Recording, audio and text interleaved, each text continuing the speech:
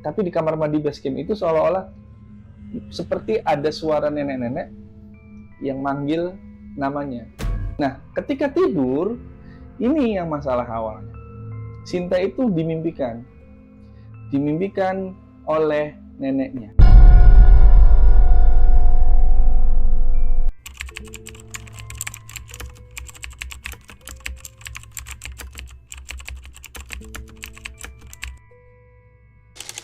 Ketika kabut datang, Sinta dan 3 temannya itu jalannya pelan.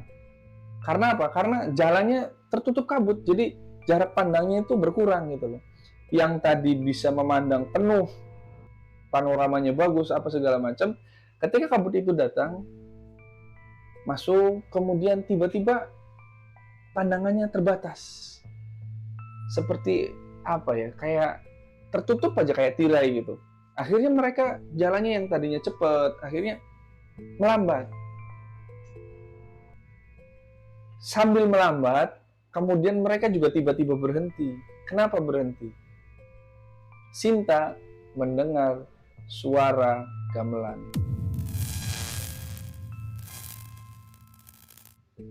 Ada suara musik di situ. Sayup-sayup, suaranya kecil, tapi terdengar. Dan nggak hanya Sinta, 3 temannya itu pun mendengar.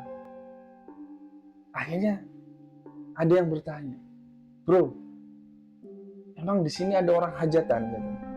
Gila, ini pos 4, bro. Nggak ada hajatan. Lagian juga di sini nggak ada penduduk. Nah, kemudian temennya lagi bilang, "Kalau nggak ada hajatan itu apa?" katanya. Kalian dengar kan? Iya, dengar. Nah, karena memang kondisinya kabut datang, kemudian terdengar suara sayup-sayup musik seperti suara gamelan gitu, musik-musik zaman dulu. Akhirnya mereka saling diem. Yang tadinya jalan lama-lama diem. Termasuk juga dengan Sinta. Kemudian Sinta bilang, "Guys, lanjut, jalan. Jangan berhenti di sini. Jalan, lanjut." Akhirnya sambil pelan-pelan jalan. Akhirnya mereka mengeluarkan senter. Ketika mengeluarkan senter, dia terus ke depan. Sinta di tengah itu kan. Jalan bro, jalan aja, jalan. Guys, terus jalan. Maksudnya jangan berhenti di situ. Sambil jalan, sambil semakin kencang musik itu terdengar. Musik itu terdengar makin kencang, makin kencang. Akhirnya pada satu titik sampai di pos 5 berhentilah musik itu dan kabut itu hilang. Seketika ketika sampai di pos 5, kabut itu berhenti, musik itu berhenti dan kabutnya menghilang. Seolah terbuka. Akhirnya mereka berempat saling tatap. Itu apa sebenarnya? Ini nggak masuk akal. Karena logikanya ketika sudah sampai di pos 4 sampai pos 5, itu sudah nggak terdengar suara apa-apa. Dari kampung bawah itu nggak kedengaran apa-apa. Karena memang di situ hutan lebat, hutan full hutan gitu. Itu sangat nggak mungkin kalau memang ada suara musik yang terdengar sayup-sayup tapi terus-terusan gitu loh, nggak putus. Akhirnya pada waktu itu Sinta mengatakan bahwa ya sudah, mungkin itu sambutan untuk kita. Nah, ketika Sinta ngomong itu sambutan, teman yang 3 laki-laki ini jangan sembarangan ngomongnya. Nggak ada sambut-sambutan seperti itu. Sempat mereka beradu argumen tuh, berantem di situ. Nah, ingat kata Kang Ujang di bawah, bahwa jaga perkataannya. Jangan sampai ada perkataan kasar yang keluar di sini. Jangan sampai ada pertengkaran di sini hanya karena hal-hal seperti itu. Akhirnya diredam. Oke, karena ini sudah menunjukkan jam 5, setengah 6 sore. Kata petani yang di bawah juga, ketika sudah sampai sore, jangan dipaksakan untuk sampai puncak, tapi buat tenda aja di situ. Akhirnya mereka juga buat tenda di situ. Ketika buat tenda, seperti biasa, yang tadinya cerah, kemudian senja masuk, kemudian kabut itu datang lagi, sambil membawa rintik hujan gerimis. Karena hujan dari kabut itu dinginnya bisa sampai menusuk ke tulang lah ya. Mungkin teman-teman yang pendakian yang sering naik gunung tahu rasanya kayak gimana ketika kabut datang sambil bawa air gerimis itu. Masya Allah itu dingin banget.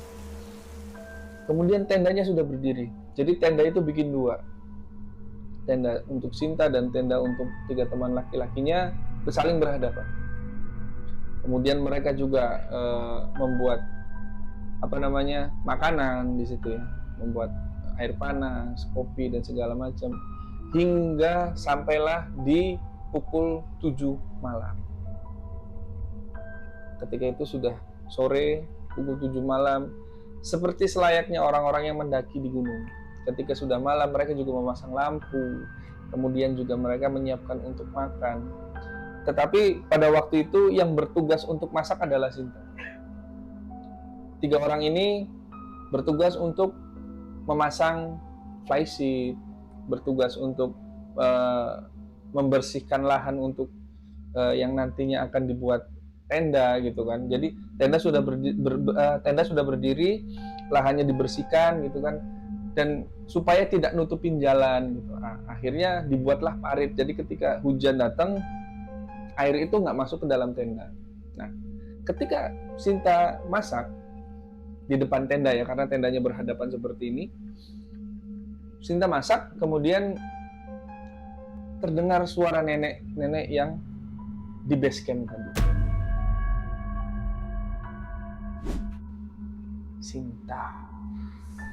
Sinta, kenapa kamu lanjutkan perjalanan? Suara itu datang lagi gitu. Ketika membuat makanan, Sinta pun terkaget. Suara itu lagi. Nah, akhirnya sempat berhenti itu masaknya. Tapi Sinta nggak bicara ke 3 temannya. Kemudian Sinta mencoba untuk menenangkan diri, selalu berpikir positif bahwa itu halusinasi. Akhirnya setelah itu Sinta lanjut masak. Datang lagi suara itu. Sinta, turun. Jangan kamu lanjutkan perjalanan ini. Turunlah. Suara nenek itu terus masuk ke dalam pikirannya Sinta. Akhirnya yang kedua kalinya Sinta keluar dari tenda itu. Masaknya diberhentikan, stop. Kemudian bilang ke teman-temannya, guys, apakah kalian dengar sesuatu? Nanya ketiga teman laki-laki. Enggak, sesuatu apa? Musik lagi? Bukan. Musik yang tadi sore gitu maksudnya? Bukan. Tapi ada suara yang memanggil nama saya. Enggak ada di sini, enggak ada yang manggil kamu. Siapa yang manggil? Udahlah, enggak usah yang aneh-aneh. Ini suasananya udah malam nih, udah enggak usah ngomong yang aneh-aneh. Sinta marah karena memang itu beneran terjadi. Enggak, ini beneran. Saya enggak aneh-aneh. Akhirnya sempat terjadi pertengkaran kecil di situ. Nggak mungkin kalau kalian nggak dengar. Kita bertiga nggak dengar dari tadi di luar. Kalaupun ada yang manggil kamu, harusnya kita dulu yang lebih dengar karena kita posisinya di luar gitu. Nah pada waktu itu akhirnya Sinta diam. Kemudian masuk lagi ke tenda, membuat air panas, dan akhirnya Sinta bikin kopi. Setelah minum kopi, temannya masuk ke dalam, kemudian menanyakan lagi, sebenarnya apa maksud kamu tadi, ada yang manggil-manggil kamu, kenapa? Akhirnya Sinta di situ bercerita kepada ketiga temannya. Jadi sebenarnya dari base camp awal sampai ketika sebelum tidur, ketika baru sampai di base camp, suara itu datang, manggil-manggil nama saya dilarang, bahkan sampai datang ke mimpi. Kemudian temannya nanya, apa yang datang ke kamu itu apa? Nenek saya. Nenek kamu yang sudah meninggal? Iya, katanya. Kenapa, katanya? Dia ngelarang saya untuk melakukan perjalanan ini. Jadi saya diminta untuk turun. Nah, temennya, ya kalau mau turun aja. Daripada dilanjutkan begini, nanti ujung-ujungnya pasti beresiko. Nah, Sintanya tetap ngotot, nggak bisa. Kita udah nyampe pos 5, masa ya gara-gara hal kayak gitu kita dibatalkan malah sampai turun? Nggak, kita lanjut. Oke, gitu. Kalau kata temennya gitu, oke. Kalau mau lanjut, tapi kita saling jaga, kita saling komitmen. Apapun yang terjadi, kita nggak boleh ada yang ninggalin. Kalau mau turun semua. Oke, baik. Nah, jadi dari situasi seperti itu, Akhirnya mereka bikin komitmen. Tidak ada yang egois, tidak ada yang terlalu besar kepala. Jadi kalau memang tidak bisa dipaksa, jangan dipaksa. Kalau mau turun, turun aja. Oke, dari situ. Nah, sudah selesai. Mereka ngobrol sampai pukul 11 malam. Kemudian akhirnya mereka tertidur.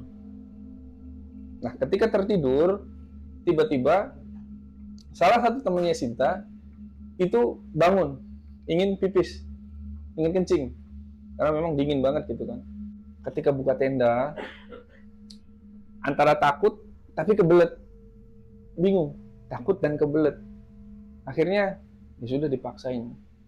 Sambil bawa senter satu, kemudian nyari ke pojok salah satu sudut di lokasi tenda itu, tiba-tiba ada seorang perempuan yang bersenandung dari atas pohon. Rambutnya panjang, memakai dress warna putih. Ketika senter itu dihadapkan ke atas, maka terlihatlah sesosok perempuan yang tidak ada mukanya sambil bersenandung dan membawa seorang bayi di tangan.